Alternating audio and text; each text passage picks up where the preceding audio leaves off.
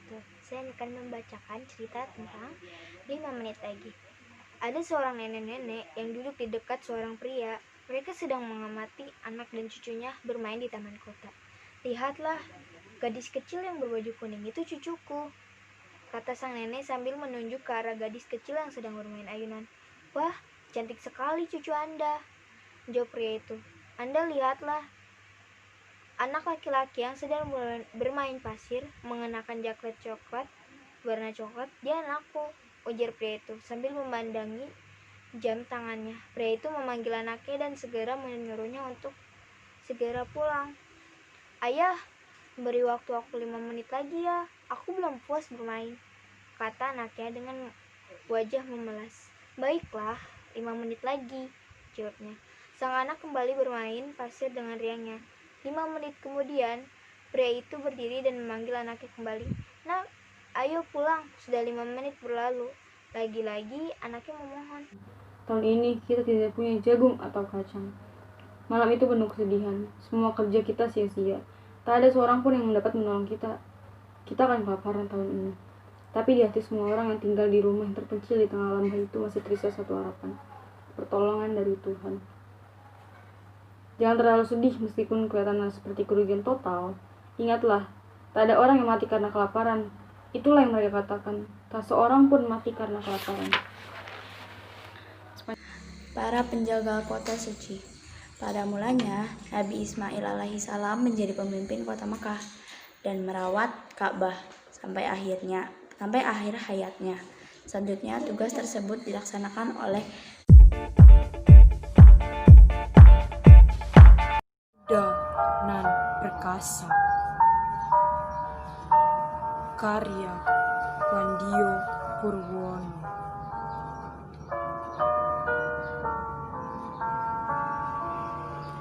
Nafsu berkuasa merajai mereka.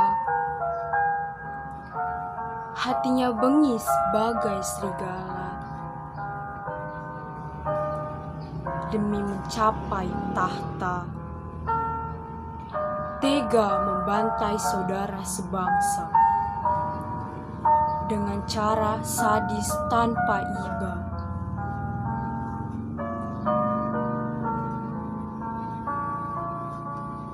Darah mengalir deras di tanah persada dari ribuan manusia yang tak berdosa. Karena dipandang sudah tak sejiwa. Dihabisilah para pejuang Pancasila dan dibuang sebagai bangkai satwa.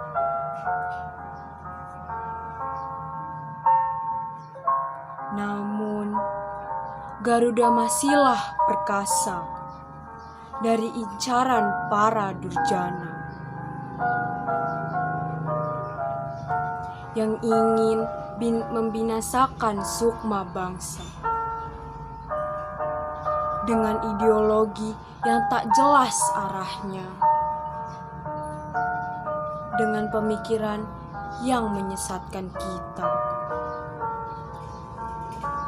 Sampai kapanpun Pancasila tetap kokoh di dada Garuda, masih dibawa terbang tinggi ke angkasa,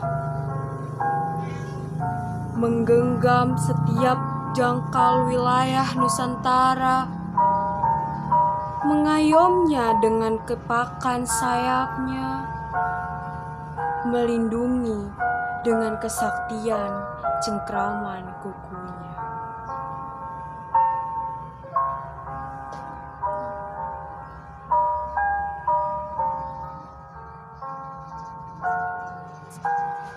Garuda nan perkasa, nafsu berkuasa merajai mereka. Hatinya bengis bagai serigala demi mencapai tahta, tega membantai saudara berbangsa dengan cara sadis tanpa iba.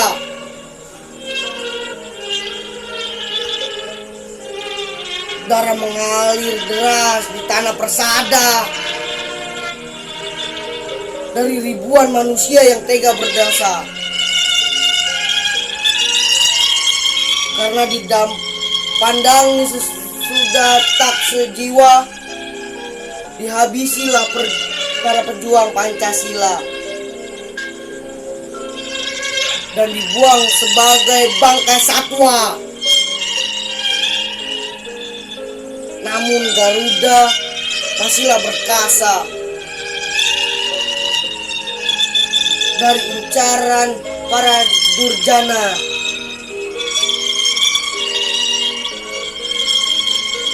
Yang ingin membinasakan sukma bangsa dengan ideologi yang tak jelas arahnya, dengan pemikiran yang menyesatkan kita. Sampai kapanpun Pancasila tetap kokoh di dada Garuda. Masih dibawa terbang tinggi ke angkasa, mengonggam setiap jengkal wilayah Nusantara, mengayominya dengan kepakan sayapnya, melindungi dengan kesaktian cengkraman hukumnya.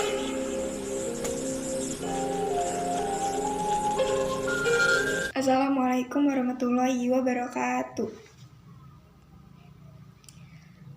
Garuda nan perkasa,